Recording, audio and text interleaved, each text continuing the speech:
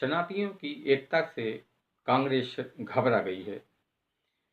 Sanjay express news में मैं संजय शंकर गुप्ता आपका स्वागत करता हूं।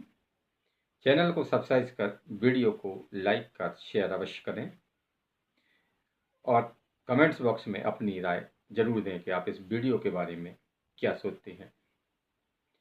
महाकुंभ में सनातनियों की उभर रही भारी भीड़ से कांग्रेस डर गई है और कांग्रेस के नेता अब सनातनियों का अपमान करने पर उतर आए हैं। कांग्रेस के राष्ट्रीय अध्यक्ष मल्लिकार्जुन खड़गे ने पिछले दिनों एक ऐसा ही बयान देकर सनातनियों का अपमान किया। खड़गे ने अमित शाह ने गृह मंत्री हैं अमित शाह जी, उन्होंने संगम में डुबकी लगाई, उस पर उन्होंने कटाक्ष करते हुए कहा कि संगम में डुबकी लगाने से गरीबी नहीं हटती है। तो संगम और गरीबी दो अलग अलग चीज हैं। गरीबी का संगम से कोई लेना देना नहीं, क्योंकि संगम आस्था की सवाल है, आस्था की डुबकी है।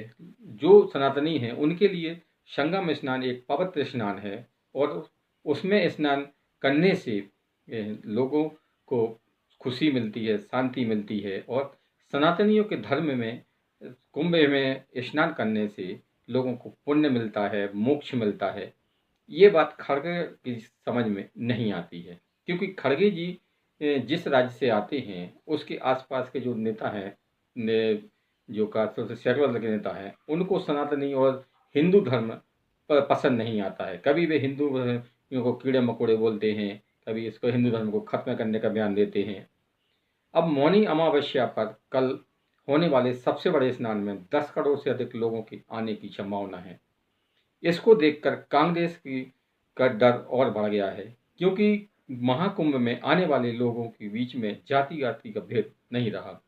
कौन किस जाति का है ये किसी को उससे कोई लेना देना नहीं है। सब सनातनी हैं और सभी जाके आस्था हिंदू धर्म में जो लोग मानते हैं, आस्था रखते हैं, वही संगम में डुबकी लगाने के लिए जा रहे हैं। देश का कहा जाए कि हर तीसरा व्यक्ति संगम में इस समय मौजूद है, तो ये बात गलत नहीं है। यही देखकर कांग्रेस को अब सांप सूंघ गया है। उसको लगता है कि अगर सनातनी एक हो गए तो फिर उसका क्या होगा। लेकिन कांग्रेस के नेता ऐसे हैं जो लगातार सनातन धर्म पर, सनातनियों पर ऐसे ऐसे ये बयान देते हैं कि जिससे सनातनियों को ठेस लगती है और कांग्रेस से वे किनारा कर लेते हैं। दिल्ली का विधानसभा चुनाव चल रहा है, ऐसे में मल्लिकार्जुन खड़गे का सनातनियों के खिलाफ बयान देना है ना, उनकी आस्था को ठेस पहुंचाना और फिर कहना कि अगर किसी की आस्था को ठेस लगी है तो मैं माफी मांग लेता हूं, इससे काम नहीं चलेगा। वैसे भी दिल्ली के विधानसभा चुनाव में कांग्रेस का सबूरा साफ होने वाला है, लेकिन ये बयान दिल्ली के चुनाव ही नहीं बल्कि आने वाले चुनाव में भी कांग्रेस को सबूरा साफ कर देगा। क्योंकि सनातनियों आज भी देश में बहुसंख्यक हैं, भले ही वे जाति पाति में बटे हुए हैं, लेकिन जहां जहां सनातनी एक हो गए वहां पर सैकड़ों दल का फट्टा बैठ जाता है। आप कितना भी माई बना लें, यादव समी यादव, मुसलमान को जोड़ लें, दलित को जोड़ लें, पिछले को जोड़ दें, लेकिन जहां जहां सनातनी एक हुए हैं वहां ना तो जात पात चला है, ना कुछ चला है। और यही भय कांग्रेस को खाया जा रहा है।